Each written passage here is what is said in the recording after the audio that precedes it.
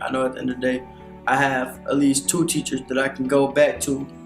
And even if it's not the subject that they teach, I know that they can get someone to give me help in this class that I need. So, my advisor, what I can say about her, she's Caucasian. She really do help me out. Like I didn't do good first semester with my math class and with FYS.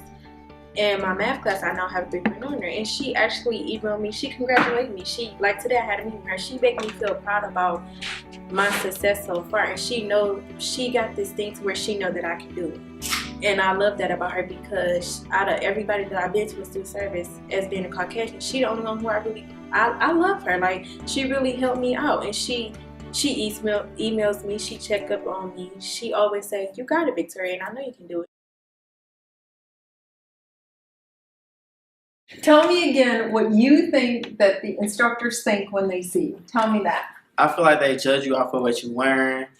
Like how? Tell me more about that. Like, okay, if you coming in and you got like a True Religion shirt on, True Religion baggy jeans or something like that, they gonna be like, class clown. He don't know nothing. He ignorant. He this and he that. Yes. Or I feel like if you come in and you're loud and you're laughing and maybe you're just in a good mood today, they be like, oh my God, class clown. All right, so tell me, Darius, what do you think that your instructors thought about you the first 2 weeks when you come in? What do you think they were thinking? I don't know. I was quiet. Well, certain classes, because I could say in my FIS class, I was quiet. I sat in the back. I ain't know nobody. So the professor actually said the second week to me, I'm surprised to see that you raised your hand as much in class. By appearance, I didn't think you were going to be doing that as much because I had blue hair.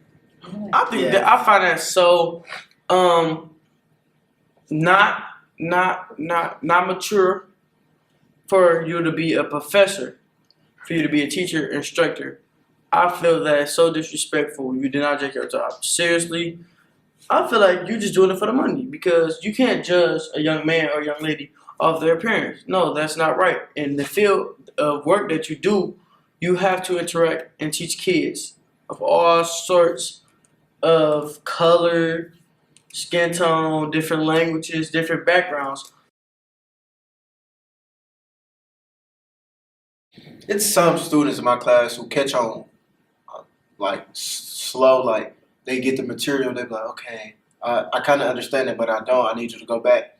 And you have some professors that get irritated or angry with that student, and they dislike that student, and you can tell body language, face expression. It's like that professor be like, I really got to go back. It shouldn't be no problem. They paying for their education. Why not go back? We have a lot of time left in the class.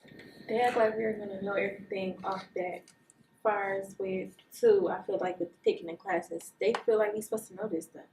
Like I said, some students of us didn't come from a family who went to college. We might be the first generation to come to college, and it's like by us coming here, we are expecting you guys to help. Some professors really don't understand that some students are first college generation students, and it's hard on us. It's like our parents expect us to stay in school.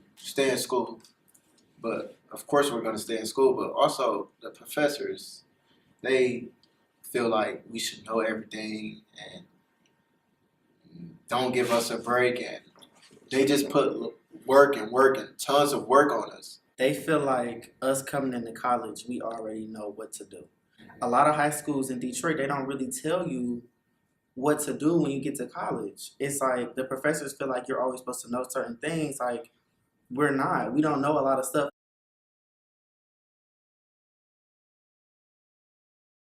The professors should get to know the students and who they students are and how they are first.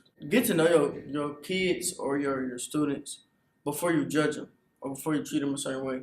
Like, you're a good teacher. You got to know us before you start talking to us. That's why, some students have a good relationship with you because, you interact with your students and you have a good relationship with them. See, your background is kind of like similar to, a lot of ours background. So it's like you're not coming down on us for smaller things that some other professors may, not have been through in their life.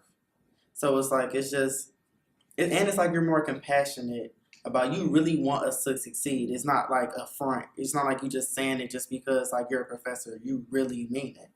And it's like a lot of my professors, they have been doing that this semester. They say they want us to succeed, but they don't.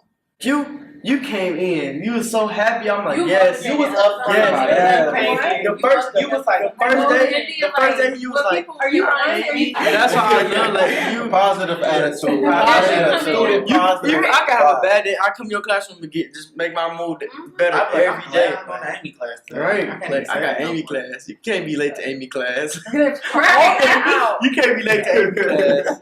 When I got to your class, I was like, yeah, I could be myself. Like some classes, I feel like I could be myself because of the structure. Some classes, I feel like I can't be myself. I was the only African American in my class, and I felt kind of awkward. Then I had a lot of athletes in my class, and the only reason why I didn't say nothing too much in the class because I feel like my teacher was sort of more communicating with the athletes. He would talk more to the athletes, like he would give them feedback and just communicate with them. But me, I would sit there. I felt awkward, because I feel like I was thrown off to the side while everybody else was getting. He was talking to them, he was communicating with them, and he wouldn't even say anything to me when I come in class. He would just ask everyone how their day going. Everyone leave, oh, have a good day, shaking their hands, they laugh, joke. But he would never say anything to me. I had a incident in my life where I had a lot of deaths in the span of 2 weeks. I was emailing my teachers. One of my teachers responded. I came back to school. One of my teachers gave me all the missing work. Now, my last teacher that I went to, he knew what happened. He said, I got the message. I didn't respond.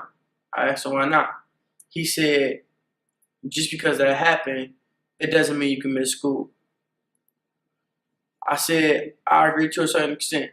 I'm all the way in the city of Detroit, Michigan. I barely had transportation.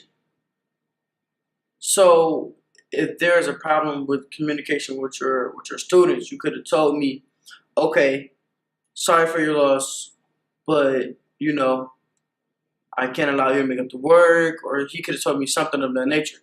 He just said, okay, you had deaths. Everybody dies. That don't mean you can miss school. I find that so disrespectful. Like, you don't know what I've been through. You don't know how close they was to me. It was actually my grandmother and my great-grandmother who had passed away. And then my cousin passed away that following week. That's horrible. I feel you was a horrible teacher.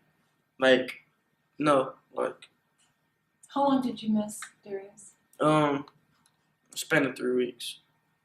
3 to And 4 weeks. did they give you any of the work? No, he told me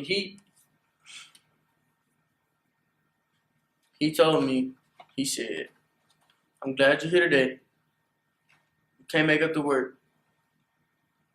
And I'm not allowing you to make up the work. Did you go back? No.